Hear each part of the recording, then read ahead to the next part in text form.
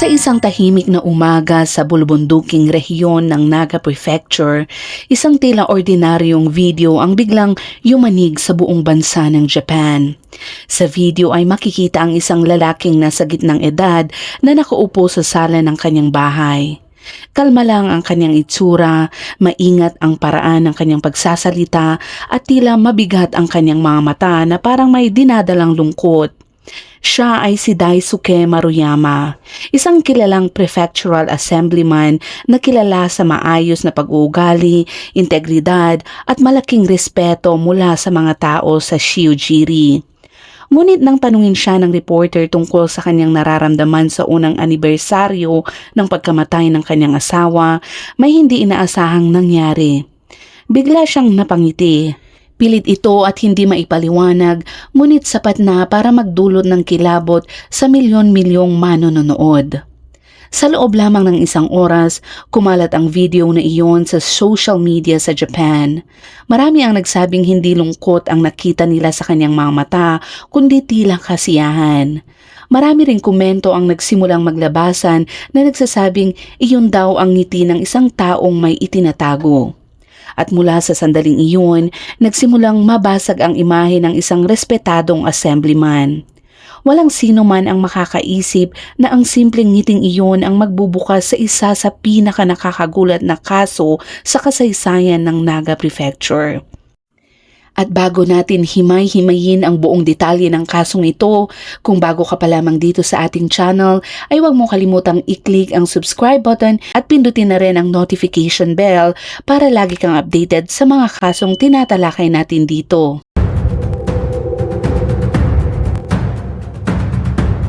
Krimen X-Files.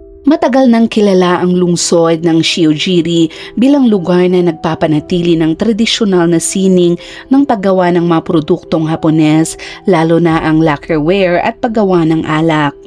Sa gitna ng mabangong amoy ng sake at wine, dalawang espesyalidad na nagpasikat sa rehiyong ito ay may isang pangalan na namumukod tangi sa mahigit isang siglong kasaysayan nito. Ito ay ang Shogeki Shuzo. Ang brewery na ito ay itinatag mahigit 100 taon na ang nakakalipas noong panahon ng Meiji era nang magsimulang magbukas at mabilis na magbago ang Japan. Itinatag ito ng isang lokal na lalaki na nagngangalang Monichiro Maruyama. Ang simbolo ng brewery ay isang mabait na pagong na kumakatawan sa isang pagpapala. Naniniwala silang lahat ng umiinom ng kanilang sake ay makakaramdam ng saya, kaligayahan at mabuhay ng kasing haba ng simbolikong nilalang na ito. Sa kabila ng maraming pagsubok at pagbabago sa paglipas ng panahon, patuloy na pinanatili at pinalago ang Shogeki Shuzo ng pamilya Maruyama, hanggang sa maging isa itong ipinagmamalaki ng mga residente sa Shiojiri. At ngayon, ang taong may hawak ng responsibilidad na iyon ay si Daisuke Maruyama, ang kasalukuyang managing director at siya rin ang lalaking may misteryosong ngiti sa nakakagulat na video na nabanggit natin kanina. Dahil sa reputasyon at impluwensya ng kanyang family brewery at sa komunidad, mabilis na pumasok sa politika si Daisuke Maruyama. Nahalal siya bilang isang Nagano Prefectural Assemblyman, at ito isang posisyon na nagdala sa kanya ng kapangyarihan at malaking respeto mula sa mga residente ng Shiojiri. Ang pamilya ni Daisuke ay nakatira sa isang komportableng 2 palapag na bahay na nagsisilbing tirahan at opisina ng kanilang negosyo. Ang kanyang asawa naman na si Nozomi ay isang mahinahon at maalalahaning babae na palaging nasa likod lamang at sumusuporta sa kanyang asawa. Mayroon silang 2 anak na lalaki na maayos ang kanilang asal. Ang isa ay nag-aaral sa middle school at ang isa naman ay kakasimula pa lamang sa elementarya. Sa unang palapag ng kanilang bahay, may pribadong opisina si Daisuke para sa brewery kung saan madalas siyang gumugugol ng mahabang oras sa pagtatrabaho doon. At dito mismo sa silid na iyon, nagsimula ang kakaibang kwento na ating tatalakayin. Noong umaga ng ika-29 ng Setyembre taong 2021, isang tila ordinaryong umaga lang noon tulad ng iba pa sa Shiojiri. Miyerkules noon at si Daisuke Maruyama ay nasa lungsod ng Nagano para asikasuhin ang trabaho sa assembly building at may plano siyang magpalipas ng gabi roon. Sa bahay naman, naiwan lamang si Nozomi at ang kanilang 2 batang anak na lalaki. Bandang 6:45 ng umaga kinabukasan, nagising ang nakababatang anak upang maghanda para pumasok sa paaralan. Nang bumaba siya sa ibaba ng bahay, may napansin siyang kakaiba. Bahagyang nakabukas ang pinto ng opisina ng kanyang ama. Nagulat siya dahil ang silid na iyon ay laging maingat na nilalak bawat gabi at dahil sa kuryosidad, marahan niyang itinulak ang pinto at pumasok sa loob. Sa sandaling iyon ay isang nakakatakot na tanawin ang bumungad sa kanyang mga mata. Sa gitna ng maliit na silid katabi ng safe, nakahiga sa sahig ang kanyang ina na si Nozomi. Hindi na ito gumagalaw, maputla ang kanyang mukha at wala ng reaksyon. Sa kanyang matinding takot, napasigaw ang bata na siyang nagpagising sa kanyang nakakatandang kapatid. Pareho silang nagmamadaling bumaba at desperadong sinusubukang gisingin ang kanilang ina. Sa gitna ng kanilang takot at pagkalito, nanginginig na tinawagan ng 2 bata ang kanilang amang si Daisuke.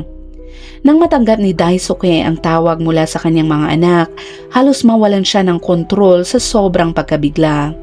Agad niyang sinabi sa mga anak na tumawag ng emergency services at dali-daling sumakay sa kanyang sasakyan. Ang lungsod ng Nagano kung saan siya nagtatrabaho ay nasa hilaga ng Shiojiri at ito'y mahigit 37 milya ang layo mula sa kanilang bahay. Nang dumating ang sasakyan sa kanilang gate, isang magulong eksena ang bumungad. Ang buong pasukan ay nilagyan ng dilaw na tape. Nakaayos na rin sa harap ng bakuran ang mga sasakyang pang-emergency at mga kotse ng pulis at patuloy na kumikislap ang kanilang mga ilaw. Lumalabas na agad na dumating sa lugar ang medical team matapos matanggap ang emergency call mula sa 2 bata. At makalipas lamang ang ilang minuto nang mapansin ng mga medical personnel ang hindi pangkaraniwang palatandaan sa katawan ng biktima, agad nilang ipinaalam ito sa mga pulisya. Hindi naman nagtagal, ang bahay na dati ay puno ng tawanan ay naging isang malamig na crime scene. Mabilis ding inilabas ang paunang resulta ng forensic examination noong umaga ding iyon. At dahil dito, labis itong ikinagulat ng buong investigative team. Ayon sa ulat ng eksperto, si Nozomi Maruyama, ang may bahay ng pamilya, ay namatay sa pagitan ng 1:00 hanggang 3:00 ng madaling araw. Ang higit namang nagdulot ng pangamba sa kanila ay ang dahilan ng kanyang kamatayan. Hindi ito dulot ng sakit o aksidente, kundi sa halip may malinaw na palatandaan na puwersahang galing sa ibang tao. Sa madaling salita ay posible itong isang kaso ng pagpaslang. Agad na kinapanayam ng pulis ang 2 anak na lalaki, ang tanging mga taong naroroon sa bahay noong oras ng pangyayari. Nasa matinding pagkabigla pa ang 2 bata nang sabihin nila ang huling beses na nakita nila ang kanilang ina ay bandang hating gabi daw habang gising pa ito sa ibaba ng bahay at tila may ginagawa. Pagkatapos noon, bumalik na silang 2 sa kani-kanilang silid. Mula sa sandaling iyon, wala na silang narinig na anumang ingay mula sa ibaba o kahit saan sa loob ng bahay. Habang sinusuri ang crime scene, mabilis na napansin ng mga investigador ang maraming kakaibang detalye sa lugar kung saan natagpuan ang katawan ni Nozomi. Sa sahig malapit sa safe, may mga palatandaan ng bahagyang pag-aagawan o struggle, ngunit walang mga bagay na seryosong nagalaw o nagulo. Ngunit ang tunay na ikinapagtataka ng pulisya ay nanatiling buo ang safe. Hindi ito pinwersa at lahat ng mahalagang gamit sa loob ay hindi ginalaw. Hindi lamang iyon, ang lahat ng pinto at bintana ng bahay ay nasa normal na kalagayan. Walang palatandaan na may pinwersang buksan, sinira o may pumasok mula sa labas. Dahil dito, halos tuluyang naalis ang posibilidad na ito ay isang karaniwang pagnanakaw. Sa karanasan ng mga investigador sa mga ganitong kaso, kapag ang isang asawa ay napatay sa loob mismo ng kanyang bahay at walang kahit na anong senyales ng sapilitang pagpasok, kadalasan ang unang pinaghihinalaan ay ang asawa nito. At sa mga mata ng pulis, si Daisuke Maruyama nakadarating lamang mula sa 37 milya na biyahe mula Nagano pa uwi at halatang pagod at naguguluhan ay agad naging pangunahing sospek sa kasong ito. Gayunpaman, mabilis na nagsalita si Daisuke Maruyama upang igiit ang kanyang ganap na kawalan ng kinalaman sa pangyayari. Nagpakita rin ito ng tila matibay na ebidensya ng kanyang alibay at ayon pa sa kanya, noong gabi bago mangyari ang insidente, nanatili siya sa lungsod ng Nagano dahil sa kanyang trabaho. Nagkaroon daw sila ng hapunan at inuman kasama ang ilang kapwa assemblymen matapos ang kanilang pulong. Matapos naman ang pagtitipon dahil gabi na at kailangan din niyang maghanda para sa trabaho sa assembly kinabukasan, nagpasya daw siyang manatili sa lodge ng mga assemblyman sa halip na bumalik sa Shiojiri. Idinagdag pa ni Daisuke na nagpagabi siya ng trabaho sa kanyang personal computer upang tapusin ang isang mahalagang dokumento para sa assembly at nakatulog lamang siya sandali bago mag-umaga. At nang matanggap daw niya ang tawag ng kanyang dalawang anak na nasa matinding takot, doon lamang niya nalaman na may trahedyang nangyari sa kanilang bahay. Noong mismong gabing iyon, personal na ipinakita ni Daisuke ang dokumentong ginawa niya noong gabi ng insidente bilang ebidensya ng kanyang alibay. Isang kasamahan na tumalo sa pagtitipon kasama niya ang nagpatunay naman sa kanyang sinasabi at iginiit na nakita nila siya sa Nagano noong gabing iyon. Dahil sa tila matibay naman na ebidensya, lumabas na parang wala talagang pagkakataon o oras si Daisuke upang gawin ang krimen sa kanilang bahay. Ngunit kung totoong wala siyang kinalaman, sino ang gumawa ng napakalupit na bagay kay Nozomi at bakit pinili ang mismong oras na iyon para kumilos? Balikan natin ang nakaraan upang mas makilala ang babaeng naging biktima sa kwentong ito. Si Nozomi Maruyama, 47 ang edad, ay ipinanganak at lumaki siya sa Shiojiri, isang lugar kung saan ang bawat kalye at tindahan ay puno ng diwa ng tradisyonal na sining ng paggawa ng mga produktong Hapones. Nagmula si Nozomi sa isang kilalang pamilya na matagal nang may magandang reputasyon sa rehiyon na dalubhasa din sa paggawa ng mamahaling lacquerware. Ang kanilang pamilya ay may-ari ng isang tradisyonal na tindahan ng lacquerware na kabilang sa 3 nangunguna sa Shiojiri. Kilala ito sa napakagandang mga produkto na hinahanap ng maraming collectors. Dahil lumaki siya sa ganitong kapaligiran, mahigpit ang naging pagpapalaki kay Nozomi.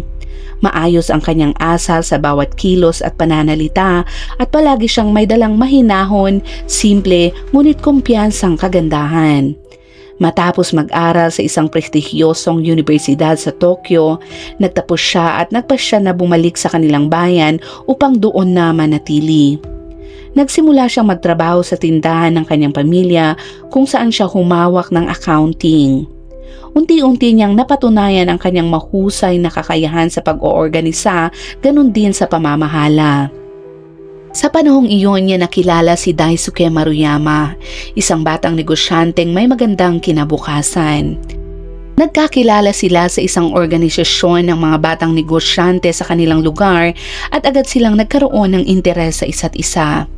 Lumalim ang kanilang relasyon sa basbas ng dalawang pamilya at hindi nagtagal, nagpakasal sila sa paghanga ng buong Shiojiri.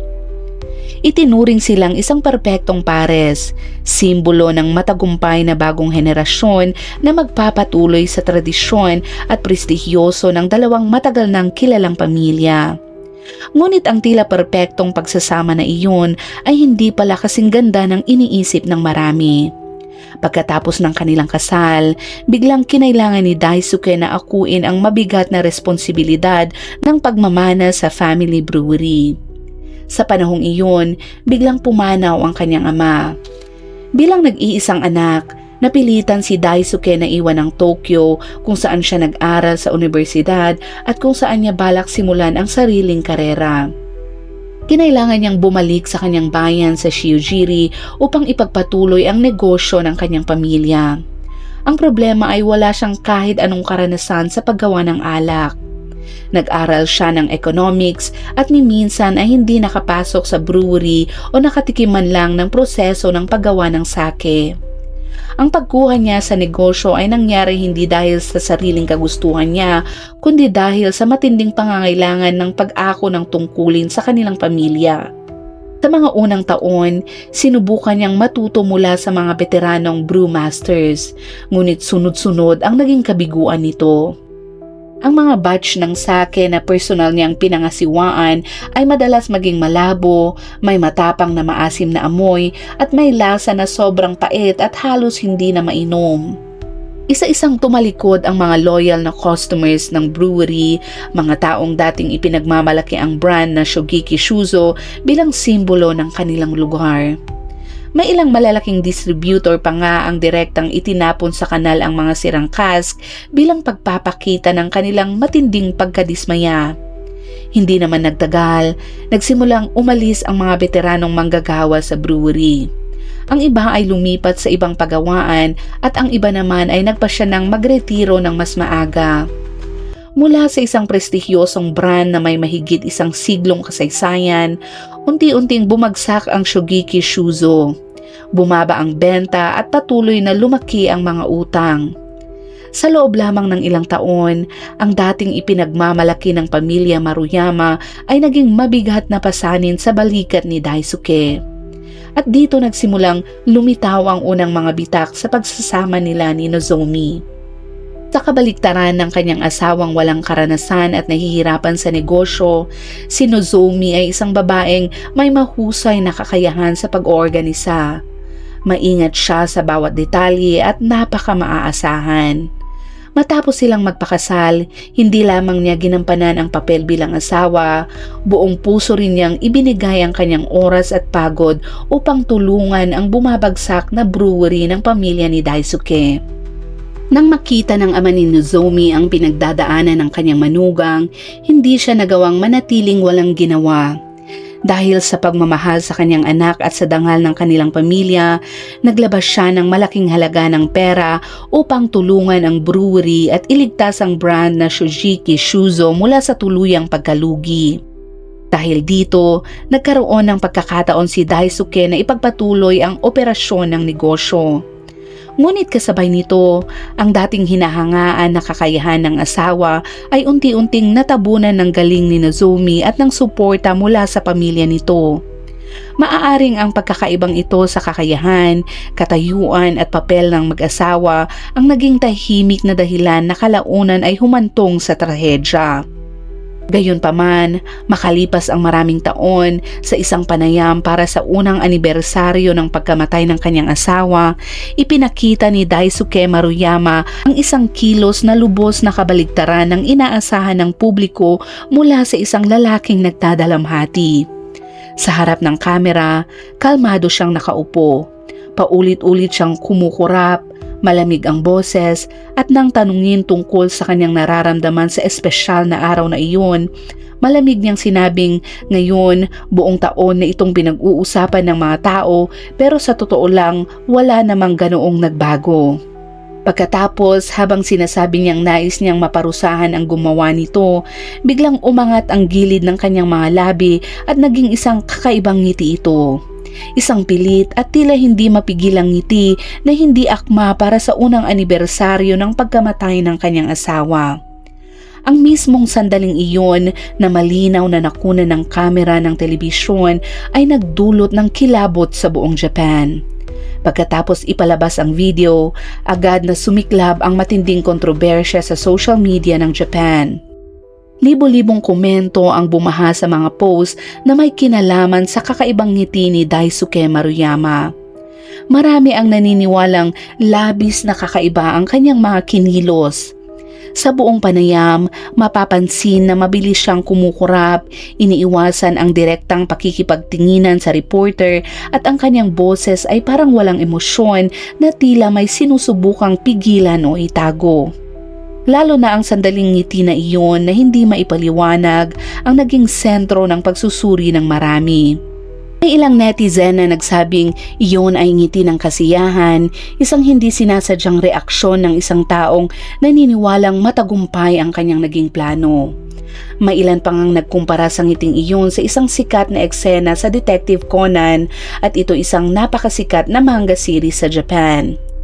Sa kilalang episode na iyon, isang aktor ang nagplano na patayin ang kanyang asawa at gumawa ng perpektong alibay. Matapos ang krimen, umiyak siya ng todo sa lugar ng pangyayari, nagpapanggap na isang asawang wasak ang kanyang damdamin. Ngunit nang maniwala siyang wala nang manghihinala sa kanya, hindi niya namalayang napangiti siya ng bahagya. Isang maikling ngiti lamang at halos hindi mapansin, ngunit napansin ito ni Conan. At mula sa maliit na sandaling iyon, unti-unting nabunyag ang lihim at nahuli ang tunay na may gawa. Ang kathang-isip na kwentong iyon ay naging nakakatakot ihambing sa totoong ngiti ni Daisuke Maruyama. Isang ngiti na nagpapaalala sa buong Japan at nagbago sa kanyang imahe mula sa isang respetadong politiko tungo sa pinaka-pinaghihinalaang tao sa isang misteryosong kaso ng pagpaslang. Sa katunayan, sa kasaysayan ng mga investigasyon ng krimen, maraming may sala ang nahuhuli dahil sa maliliit na kilos na tila walang ibig sabihin. Isang pag-iwas ng tingin, isang pilit ng ngiti, o isang hindi sinasadyang galaw kapag ang isip ng isang tao ay nasa matinding tensyon. Ito ang mga sandaling hindi na kayang kontrolin ng tao ang kanyang likas na reaksyon at doon nagsisimulang lumabas ang katotohanan kahit sa pinakamaliit na detalye. Hindi naging iba ang kaso ni Daisuke Maruyama. Habang mas maraming tao ang paulit-ulit na nanonood ng panayam na iyon, mas lalo ring naniniwala ang publiko na may direktang kinalaman siya sa pagkamatay ng kanyang asawa. Sa loob lamang ng ilang linggo, naging pangunahing paniniwala ito ng maraming tao sa buong Japan. Lumipas ang isa pang buwan. May 6 na buwan na lamang ang natitira sa termino ni Daisuke bilang assemblyman. Sa kabila ng matinding batikos ng publiko, lumitaw pa rin siya sa isang campaign rally sa Shiojiri. Sa harap ng maraming reporter at botante, umakyat si Daisuke sa podium na may kumpiyansang ngiti. Matatag ang kanyang boses na parang hindi kailanman umiral ang lahat ng pagdududa laban sa kanya. Ipinahayag niya na hindi siya bibigay dahil lamang sa pagkamatay ng kanyang asawa. Sinabi rin niyang magpapatuloy siyang mamuhay ng maayos kasama ang kanyang mga anak at balak niyang muling tumakbo sa halalan ng assembly sa darating na Abril. Ang mga salitang iyon ay binitawan niya ng may matinding kumpiyansa. Ngunit makalipas lamang ang 1 buwan bago pa man magsimula ang kampanya para sa muling halalan, biglang dumating ang pulis upang arestuhin si Daisuke Maruyama. Siya ay inaresto sa paratang na may kinalaman sa pagpaslang. Kumalat ang balitang iyon na parang bagyo at nagdulot ng matinding pagkabigla sa buong Nagano Prefecture. Dahil hindi niya naipasa ang kanyang mga dokumento para sa kandidatura bago ang itinakdang deadline, tuluyan ding natapos ang kanyang pagiging assemblyman nang matapos ang kanyang termino. Sa katotohanan, hindi kailanman nawala ang pagdududa kay Daisuke. Mula pa lamang sa mga unang araw ng investigasyon, naramdaman na daw ng mga pulis na may hindi tama sa kanyang pahayag. Dahil dito, sa loob ng maraming buwan ay tahimik nilang minamanmanan at tinipon ang mga ebidensya, paisa-isa hanggang sa unti-unting mabuo ang kabuoang larawan ng kaso. Ang unang punto ng pagdududa ay ang kinaroroonan ni Daisuke noong gabi ng insidente. Bagaman iginiit niyang nanatili siya sa lodge ng mga assemblyman sa lungsod ng Nagano upang magtrabaho buong gabi, may malaking butas ang alibay na ito. Totoo na may ilang kasamahan ang nagpatunay na nagkaroon sila ng inuman kasama siya noong gabing iyon, ngunit matapos ang pagtitipon, walang sino man ang makakapagpatunay na talagang nanatili nga siya sa lodge gaya ng kanyang sinabi. Ang mismong pagitan ng oras mula hating gabi hanggang madaling araw, mula nang umalis siya sa kanyang mga kasamahan hanggang bago na diskubre ang insidente, ang naging kahinahinalang bahagi ng oras. Isang panahon na sapat ang haba para makaalis siya ng lungsod ng Nagano, magmaneho ng mahigit 37 milya pabalik sa Shiojiri, gawin ang krimen at makabalik muli bago mag-umaga ng walang malinaw na bakas. Upang mapatunayan ang posibilidad na maaaring nagmaneho nga pauwi si Daisuke noong gabi upang gawin ang krimen, nagsagawa ang pulisya ng isang napakalawak na investigasyon. Ang lahat ng ruta na nagdurugtong sa lodge ng mga assemblyman sa lungsod ng Nagano at sa kanyang bahay sa Shiojiri, kabilang na ang maliliit na kalsadang bihira ang dumaan, ay masusing sinuri. Daan-daang oras ng video mula sa traffic cameras, security cameras ng mga tindahan at maging mga kamera ng bahay sa paligid ng lugar ang kinuha at pinag-aralan. Ito ay isang napakabusising trabaho na tumagal ng ilang linggo. Ngunit ang tiyaga na iyon ang nagdala ng mahalagang pag-usad sa investigasyon. Sa libo-libong frame ng video na kanilang sinuri, napansin ng mga investigador ang isang puting sasakyan na paulit-ulit na lumilitaw sa 6 na magkakaibang kamera na nakapwesto sa ruta ng pagitan ng lungsod ng Nagano at Shiojiri. Kapansin-pansin na ang 6 na kamera ay nakapwesto sa maliliit na kalsada na malayo sa pangunahing highway. Eksakto itong uri ng ruta na pipiliin ng isang taong gustong umiwas na mapansin. Sinimula ng pulis na ikumpara ang mga detalye sa bawat frame ng video, ang anggulo ng kuha, ang refleksyon ng ilaw at pati ang posisyon ng mga gasgas sa katawan ng sasakyan. Ang naging resulta ay tunay na nakakagulat. Ang sasakyang nasa video ay may 2 maliliit na yupi sa magkabilang gilid ng plaka at may mahaba at tuwid na gasgas malapit sa kaliwang likurang gulong. Ang mga detalyeng ito ay eksaktong tumugma sa puting sasakyan na karaniwang ginagamit ni Daisuke. Hindi lamang iyon, nang suriin ng pulis ang dashcam ng sasakyan, napansin nilang may bahagi ng data na ganap na nabura sa mismong oras ng gabi ng ika-29 ng Setyembre, ang gabi kung saan namatay ang kanyang asawa. Bagaman sinubukan ni Daisuke na burahin ang mga bakas, nagawa pa rin ng mga eksperto sa teknolohiya na mabawi ang ilang auxiliary data at GPS positioning. Dahil dito, naibalik nila ang ruta ng biyahe na tumugma sa naitala ng 6 na kamera. Sa pagsasama-sama ng lahat ng mga ebidensyang ito, matagumpay na natukoy ng pulis ang galaw ni Daisuke noong gabing iyon. Alas 11:20 ng gabi, umalis ang sasakyan mula sa lodge ng mga assemblyman sa lungsod ng Nagano. Bandang alas 12:50 ng madaling araw naman, lumitaw ang sasakyan sa kuha ng isang kamera malapit sa isang maliit na opisina sa lungsod ng Azumino. Ito ay nasa rutang papunta sa Shiojiri. 1:44 naman ng madaling araw, nakuna naman ng isa pang traffic camera ang sasakyan na mabagal na dumaraan malapit sa residential area kung saan matatagpuan ang bahay ni Daisuke. Ang oras na ito ay tumutugma sa pagtataya ng forensic team kung kailan nangyari ang pagpaslang sa biktima. Mga 1 oras at kalahati ang lumipas, muling lumitaw ang sasakyan sa isang surveillance camera sa hilagang silangan ng bahay ni Daisuke. Pagkatapos nito, nagpatuloy ang sasakyan sa pagbiyahe pahilaga sa ibang kalsada at nakarating muli sa lodge ng mga assemblyman bandang alas 5:07 ng umaga naman.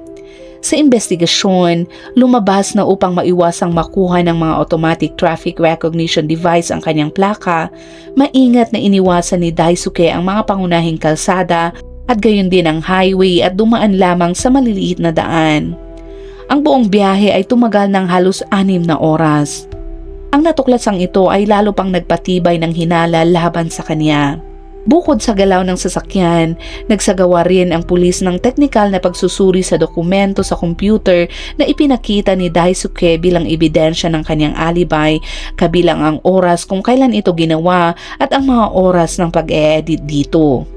Lumalabas sa resulta na ang dokumentong ito ay naisulat matagal bago pa mangyari ang krimen.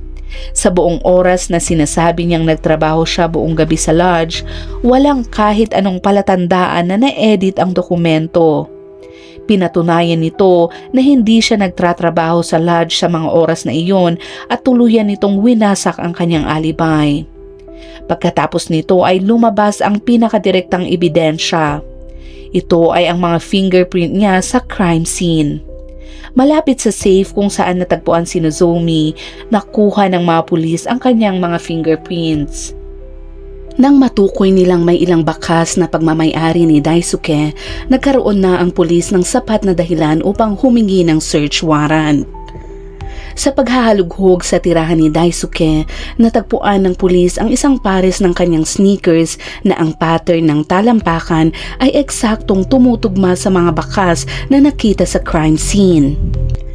Ang lahat ng ebidensyang ito mula sa kahinahinalang galaw ng sasakyan, ang peking alibi gamit ang dokumento sa computer hanggang sa fingerprint at bakas ng sapatos sa lugar ng insidente ay direktang tumuturo kay Daisuke.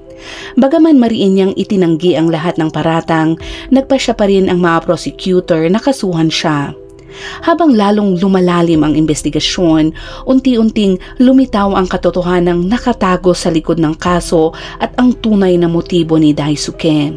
Sa isang banda, ito ay ang kanyang matagal ng lihim na relasyon sa isang babae. Sa kabilang banda naman, ang alitan sa pera na may kaugnayan sa operasyon ng brewery sa pagitan niya at ng pamilya ng kanyang asawa. Sa investigasyon, lumabas na sa buong panahon ng kanilang pagsasama, may hindi tamang relasyon si Daisuke sa ibang babae. Ang relasyong ito ay nagdulot sa kanya ng problema, parehong emosyonal at pinansyal. Lalo na at tumagal ito ng maraming taon kahit matapos siyang pumasok sa politika. Ang pangalan ng babae ay si Sato, isang empleyadong nasa ilalim ni Daisuke. Si Sato ay isa ring residente ng Shiojiri at nagtatrabaho sa opisina na iyon sa loob ng 25 taon. Si Miss Sato ay dati ng may asawa, ngunit naghiwalay sila mga 5 hanggang 6 na taon bago nangyari ang insidente. Kilala siya bilang masipag na empleyado na may mahinahong personalidad at minamahal ng lahat sa opisina. Naakit si Daisuke kay Miss Sato at siya mismo ang lumapit dito.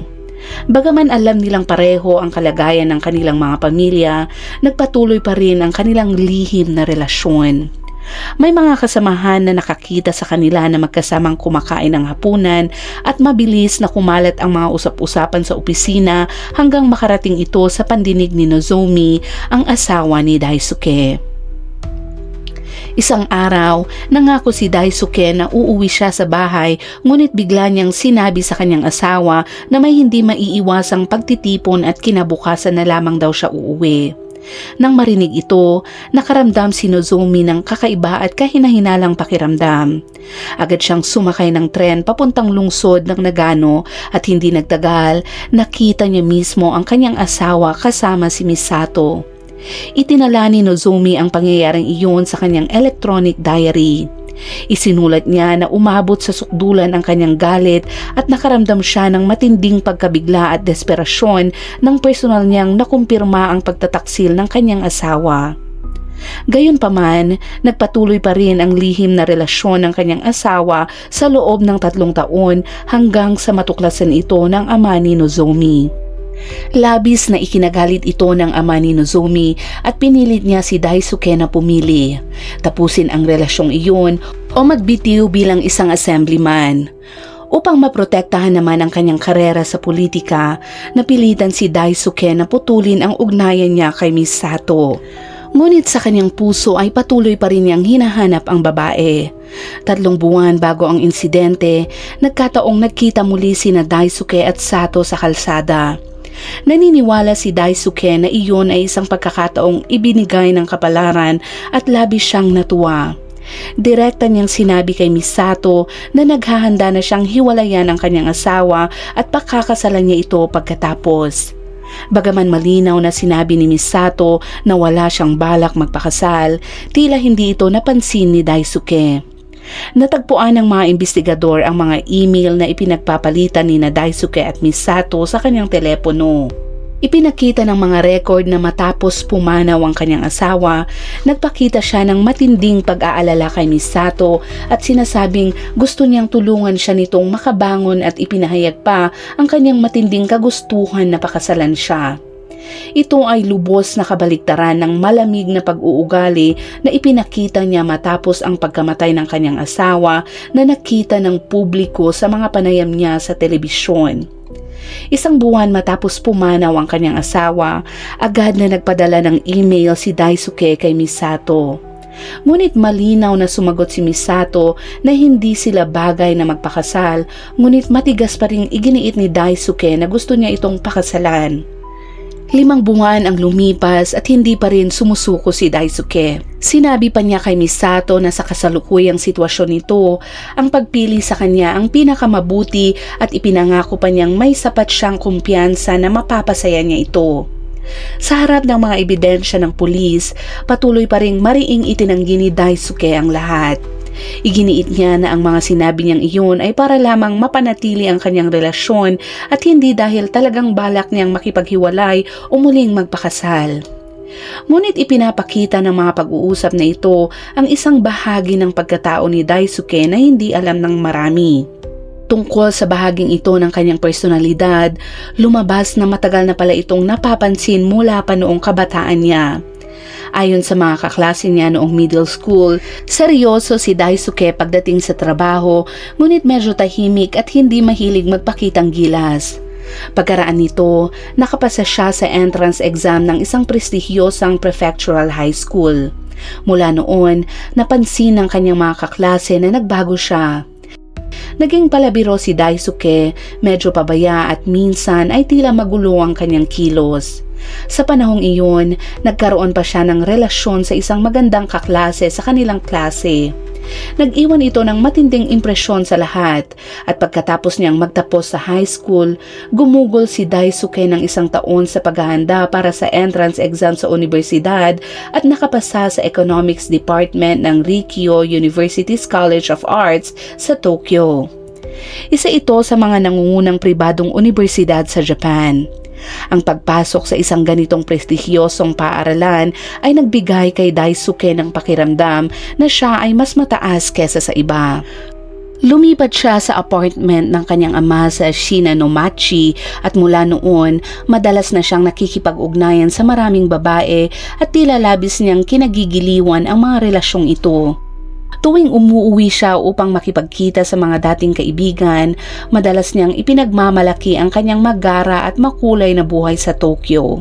Ayon sa mga kwento ng kanyang mga kaibigan, minsan ay nalasing daw si Daisuke at nagpakita ng hindi magandang asal. Mayroon din siyang kasaysayan ng pagdulot ng kontrobersya dahil sa kanyang kilos sa isang lokal na bar. Bukod sa ganitong ugali, lumitaw din ang kanyang pagiging mayabang at minsan ay bastos sa paraan ng kanyang pamamahala sa family brewery. Nagkaroon siya ng matinding alitan sa pamilya ng kanyang asawa tungkol sa mga usapin sa negosyo ng brewery. Maaaring ito rin ang naging isa pang mahalagang dahilan na humantong sa trahedya. Ayon sa investigasyon, dahil sa tuloy-tuloy na pagkalugi ng negosyo, umutang si Daisuke ng kabuoang 40 milyong yen o humigit kumulang 270,000 dolyar mula sa pamilya ng ina ni Nozomi. Ang perang ito ay hindi niya kailanman nabayaran at pagkatapos niyang pumasok sa politika, lalo pang naging abala si Daisuke sa pakikisalamuha, mga pagtitipon at iba't ibang kasiyahan. Halos tuluyan na niyang napabayaan ang kanilang negosyo sa brewery at nadismaya ang mga empleyado at isa-isa silang umalis dahilan upang lalo pang bumagsak ang kalagayan ng negosyong iyon. Samantala, patuloy na nagsikap si Nozomi na humanap ng mga eksperto sa paggawa ng sake upang mapanatiling tumakbo ang brewery. Patuloy din siyang nangalap ng pera mula sa kanyang pamilya upang iligtas ang negosyong iyon. Ngunit sa kabila ng lahat ng pagsisikap ng kanyang asawa, nagpasya pa rin si Daisuke na ibenta ang brewery. Dahil dito, lalo pang lumala ang alitan nilang mag-asawa. Unti-unti, nagsimulang mag-isip si Daisuke ng pakikipaghiwalay. Nang malaman ito ng kanyang biyenan, labis itong nagalit at binalaan niya si Daisuke na kung nais nitong makipaghiwalay, kailangan muna nitong bayaran ang lahat ng utang na hiniram niya sa paglipas ng mga taon. Bukod pa rito, sa susunod na halalan ng assembly, hindi na siya makakatanggap ng anumang pinansyal na suporta mula sa pamilya ng kanyang asawa. Para kay Daisuke, ito ay isang sitwasyon na hindi niya matanggap. Kapag nangyari iyon, tuluyan nang matatapos ang kanyang karera sa politika. Ang asawang tumulong sa kanya ng malaki noon ay tila naging hadlang na ngayon sa kanyang planong magsimula ng bagong buhay. Dahil sa makasariling hangarin sa kanyang puso, unti-unting nabuo sa kanyang isip ang isang matinding plano. 3 buwan bago ang insidente, nagkataon na muli niyang nakasalubong si Misato, ang dati niyang kasintahan. Naniniwala siyang ito ay kapalaran at lalo nitong pinatatag ang kanyang desisyon na isagawa ang kanyang plano. Maingat niyang inihanda ang lahat, pinlano ng mabuti ang bawat detalye upang makabuo ng isang alibay na tila walang butas. Ilang araw naman bago ang insidente, ginamit ni Daisuke ang kanyang libreng oras upang tapusin ang dokumentong kailangan para sa pulong. Kasabay nito ay inayos niya ang isang inuman kasama ang ilang kasamahan sa lungsod ng Nagano, isang lugar na napakalayo sa kanilang bahay. Ito ang unang bahagi ng kanyang plano upang maitago ang kanyang galaw noong gabing iyon. Pagkatapos nito, sinimulan na niyang isagawa ang plano. Nagpanggap siyang kalmado habang nakikipag-usap at umiinom kasama ang kanyang mga kasamahan na parang walang nangyayari. Matapos naman ang pagtitipon, sinabi niyang pupunta siya sa lodge upang ayusin ang mga dokumento. Ngunit sa investigasyon ng pulis, natuklasan na bandang 11:20 ng gabi, lihim siyang umalis sa lodge. Nagmaneho siya sa mga maliliit na kalsada upang maiwasan ang mga pangunahing surveillance camera at nagpatuloy sa pagmamaneho pauwi sa Shiojiri sa buong gabing iyon. Pagkatapos mangyari ang krimen, nagpatuloy ang sasakyan sa isa pang rutang nauna na niyang plinano upang makabalik sa lodge ng mga assemblyman sa lungsod ng Nagano. Kumpiyansa siyang naisagawa niya ang lahat ng perpekto at walang pagkakamali. Ngunit may naiwan siyang bakas ng sapatos malapit sa katawan sa crime scene. At higit sa lahat, naitala ng mga surveillance camera sa daan ang kanyang mga galaw. Ang mga tila maliliit na ebidensyang ito ang naging mahalagang susi upang mabunyag ang katotohanan. 3 taon matapos ang insidente noong Oktubre 2024, dinala sa paglilitis ang kasong ito sa Nagano Local Court. Ginamit sa kasong ito ang lay judge system, isang espesyal na sistema sa Japan kung saan ang mga ordinaryong mamamayan na random na pinipili ay kasama sa pag-upo sa korte kasama ang mga hurado na sama-samang humusga sa kaso. Layunin ng sistemang ito na mas mapataas pa ang transparency at partisipasyon ng publiko sa proseso ng hustisya. Dahil ang akusado ay isang kilalang lokal na assemblyman, ang kasong ito ay agad na nakakuha ng matinding atensyon mula sa publiko. Sa korte, nagpresenta ang prosekusyon ng sunod-sunod na ebidensya na nagpapakita na si Daisuke ay gumawa ng planadong pagpatay na ang kanyang ginawa ay seryoso at brutal ang kalikasan. Umiling ang prosekusyon ng parusang 25 taon na pagkakakulong at isang kapansin-pansing bahagi ng paglilitis ay nang lumabas sa korte si Misato, ang kasintahan ni Daisuke, upang tumistigo. Sa sandaling iyon lamang niya napagtanto na hindi pala niya tunay na nakilala ang pagkatao ni Daisuke. Hindi daw ito makapaniwala na may ganoon pala itong nakakatakot na pagkatao. Ang napakalaking pagkakaiba ng dating imahe ni Daisuke at mga lumabas na katotohanan ay naging dahilan upang mapaiyak si Misato mismo sa loob ng korte. Samantala, iginiit naman ng mga abogado ng depensa ang kawalang sala ng akusado. Una nilang kinwestiyon ang pagiging maaasahan ng mga ebidensya. Halimbawa, sinabi nilang masyadong malabo ang kuha ng surveillance camera upang makumpirma ng 100% na iyon nga ay sasakyan ni Daisuke. Iginiit din nila na ang mga fingerprint ay hindi sapat na basehan upang direktang matukoy ang kriminal na gawain. Ayon sa depensa, ang lahat ng ebidensyang ipinakita ng prosekusyon ay pawang circumstantial lamang at hindi sapat upang tuluyang alisin ang iba pang posibilidad. Sa buong panahon ng paglilitis, isang reporter naman ang nagsulat ng liham kay Daisuke. Sa kanyang sagot, patuloy niyang iginigiit na siya ay inosente. Ipinahayag din niya ang kanyang pangungulila sa kanyang yumaong asawa at ang kanyang pag-asang magbibigay ang korte ng patas na hatol. Dumaan ang kaso sa 2 buwan ng tensyonadong paglilitis. Sa wakas, hindi nagtagal ay inilabas na ng Nagano Local Court ang unang hatol. Si Daisuke ay napatunayang nagkasala sa kasong pagpatay at siya ay hinatulan ng 19 na taon na pagkakakulong. Iyon ang hatol sa unang paglilitis. Sa paningin ng marami, tila na ibigay na ang hustisya. Ang isang taong naging sanhi ng hindi makatarungang pagkamatay ay kailangan ng managot sa kanyang ginawa. Ngunit hindi pa doon nagtatapos ang kwento ni Daisuke. Ang hatol na 19 na taon ay hindi niya tinanggap. 2 araw matapos ito, opisyal na nagsampa ng apela ang kanyang mga abogado sa Tokyo High Court. Noong 2 ng Hulyo taong 2025, opisyal na nagsimula ang pagdinig sa apela sa Tokyo. Doon ay patuloy na iginiit ni Daisuke na siya ay inosente. Sa kasalukuyan, ang kaso ay nasa yugto pa rin ng apela sa Tokyo at ang buong Japan ay naghihintay sa pinal na desisyon ng korte. Bilang isang assemblyman na may malaking reputasyon sa kanilang rehiyon at kasabay nito ay tagapagmana pa ng isang serbeseryang mahigit 100 taon ng kasaysayan, ang pagkakahatol kay Daisuke ay nagdulot ng matinding pagkabigla hindi lamang sa Shiojiri kundi sa buong Nagano Prefecture. Ang kanyang 2 magkasalungat na imahe, isang huwarang politiko at isang taong nahatulan sa isang mabigat na krimen ay nag-iwan sa maraming tao ng matinding pagdududa at hirap paniwalaan ang nangyari. Para sa mga lokal na residente naman, ito ay isang masakit na pagbagsak ng tiwala. Ang mga botanteng minsan ay sumuporta sa kanya at nagbigay ng kanilang boto ay nakaramdam ngayon ng matinding panlilinlang at pagtataksil. Ang isang taong inaasahang kumakatawan sa interes ng mamamayan at maglingkod para sa kapakanan ng publiko ay gumawa ng isang napakabigat na krimen. Isang napakalungkot at nakakadurog ng pusong realidad.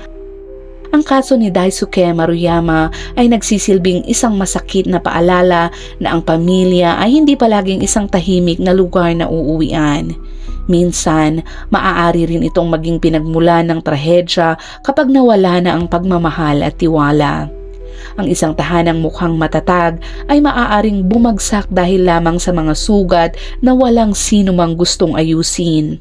At kahit na dumating ang hustisya sa huli, ang mga sugat na naiwan sa puso ng mga anak at ng mga natitirang miyembro ng pamilya ay mananatiling peklat na hindi na kailanman mabubura sa isang pamilyang minsang itinuring na huwaran. At dyan nagtatapos ang kasong tinalakay natin ngayon. At gaya ng dati, huwag mong kalimutang ilagay sa comment section ang iyong saloobin sa kasong tinalakay natin ngayon at ilagay mo na rin kung anong oras at saan mo ito napanood para naman alam namin kung saan umabot ang videong ito. Hanggang sa muli at palaging mag-iingat.